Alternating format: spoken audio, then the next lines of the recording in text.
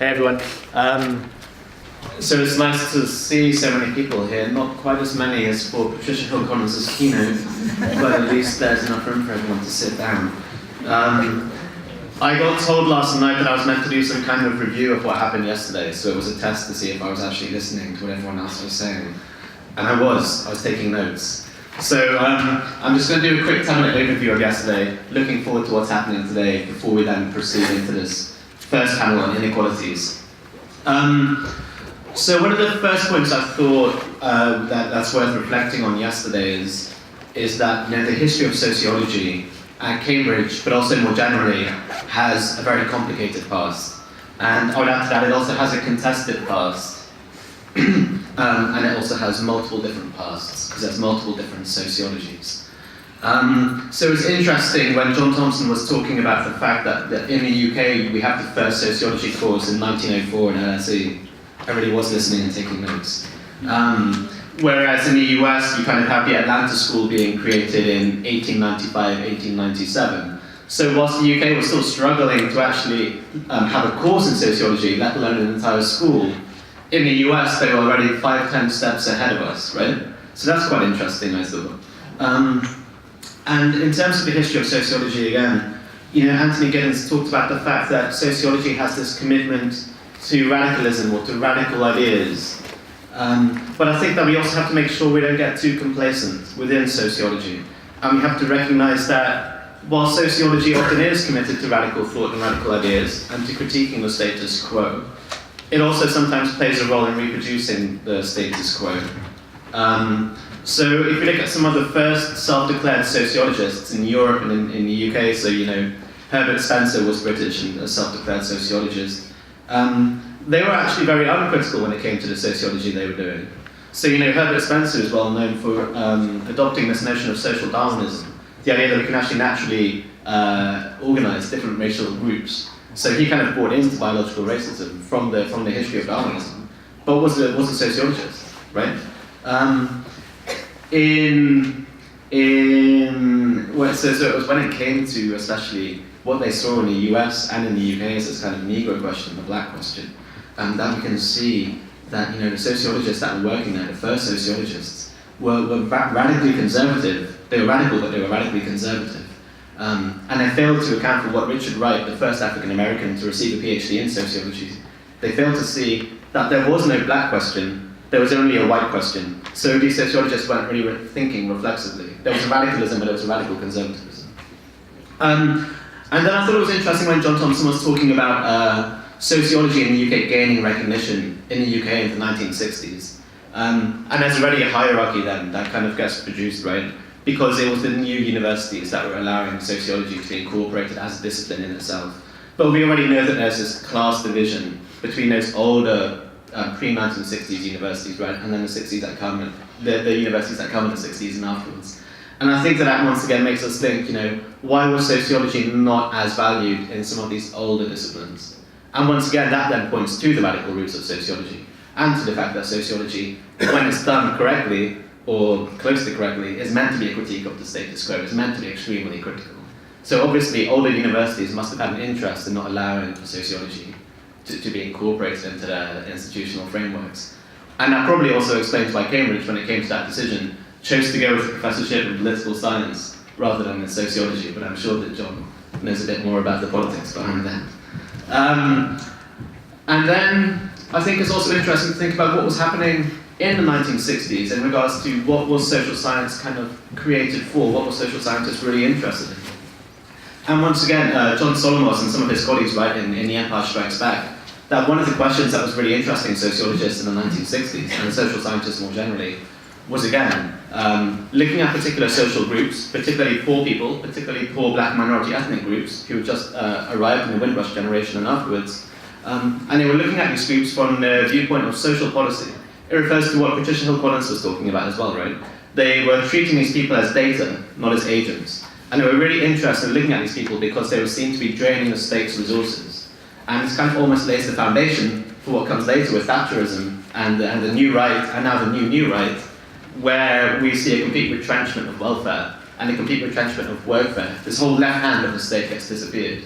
And once again, despite sociology being critical, they'll actually played a role in justifying that retrenchment of the left hand of the state. And I find that very interesting, again, because I want to contrast it to what was happening in the late 19th, early 20th century in the US with the rise of black sociology. Because there, the very reason why they turned to sociology and the very reason why they constructed a school of sociology was to challenge the treatment of black people as data and to show that black people themselves were actually subjects who were capable of, free thought. And Du Bois' comment kind of reflects this quite well when he's talking about the white sociologists born with a deep, fierce conviction on the Negro question, therefore approaching the subject without a sense of the sanctity of truth, making their claims worthless as science. Okay, so I want to move on a bit to discussing Patricia Hill Collins' keynote. And I think that there are two themes that's quite interesting to reflect upon. Well, there are many. I'm going to focus on two.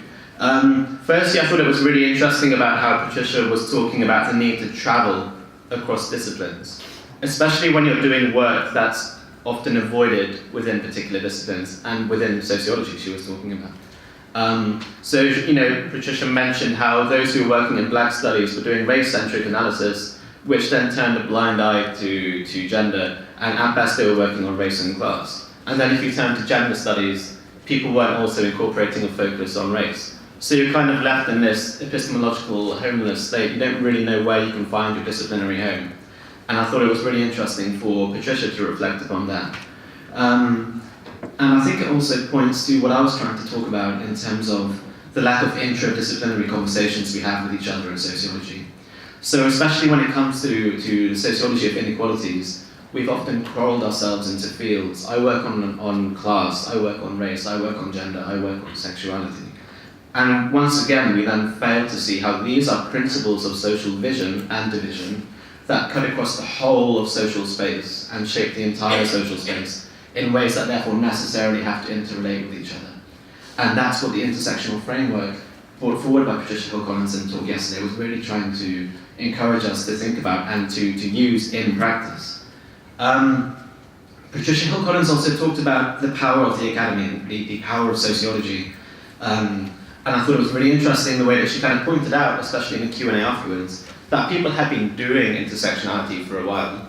So you have Anna Julia Cooper, you have Sojourner Truth, you have socialist feminists like Claudia Jones, Angela Davis, even Eleanor Marx, who are all paying attention to the interconnections between race, class, gender, and in the case of some of them, sexuality as well. And yet it was through the academy, through Kimberly Crenshaw's work at Harvard, where you get the term intersectionality coined. And from there you then see a flourishing of people who claim themselves as intersectionalists doing intersectional work. And contextualizing Kimberly Crenshaw's work in the late 80s, early 90s, what she was really writing about was the fact that after civil rights legislation had been introduced, 20 years later in the 80s, African Americans were actually doing worse off in lots of regards. So in terms of unemployment, in terms of access to higher education, in terms of living in poverty, African Americans were doing worse after civil rights legislation had been introduced. And then on top of that, the black women had a double penalty, so they were doing the worst of the worst. Yet civil rights legislation had supposedly been introduced to protect these people. So I think that Kimberly Crenshaw and her colleagues, Derek Bell and so on, put forward this intersectional framework through legal studies which have blossomed in sociology, once again as a means to criticize, the societal status quo. But then what was interesting was the way Patricia Hill Collins pointed out the tension of creating the label of intersectionality. And I kind of read from her the way she was saying that because we now have the label of intersectionality, we sometimes think that that's the work done. It kind of relates to what Sarah Ahmed talks about in terms of naming the problem makes the problem disappear. So we can simply claim that we recognize that inequalities are intersectional. We can claim that we are intersectional social theorists, but that doesn't actually mean that we are. It doesn't actually mean that we've done anything for moving towards social justice, which is the whole project of intersectional thought. So I think that while Patricia Hill Collins highlights the power of sociology and of social theorizing more generally, she also shows the tension for the ability to create labels, to create social theories, actually restricting the way that we think and restricting the way that we do sociology. And I think that's something to think about again as when we reflect on how we do sociology in broad institutional contexts, especially in Cambridge, as Tony Giddens and as John Thompson mentioned, where sociology is meant to be a radical discipline, but we're contained within a fairly conservative institution of the University of Cambridge. But also, how do we do sociology in our current socio-political formation, where the principles we stand for as sociologists, critical thought, the critique of the status quo, is increasingly under attack via the marketization of higher education and the consolidation of the far right. It's not I might get my history wrong here, it's not a coincidence that, is it in Hungary they have rolled back on gender studies, they've made it illegal to study gender studies in universities. It's not a coincidence that, with the consolidation of the far right in Brazil, they're going into professors' classrooms to make sure that they're not teaching anything that will critique the state. I think that they come for the critical sciences first, and we as sociologists, with the consolidation of the far right, have to make sure that we don't, bow down to authority. We make sure that we maintain the critical standing which our subject is founded on. Okay, so I'm just going to do a very quick overview of today. And my phone has now decided to... Okay, so to begin with, we're going to have the Inequalities panel all ready to go right now. After a break, we're going to have Changing Political Economies, a buffet lunch, you don't want to miss that, followed by Decolonizing Sociology, another break, and then we'll have Institutional Change, followed by a closing discussion and a drinks reception.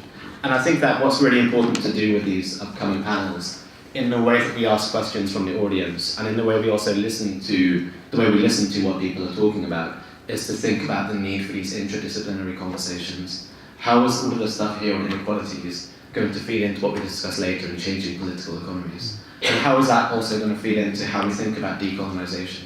How are political economies impacting differently upon different parts of the world in ways that impact upon different social groups? And I think also that something that's nice to think about is that the range of people who are actually presenting today.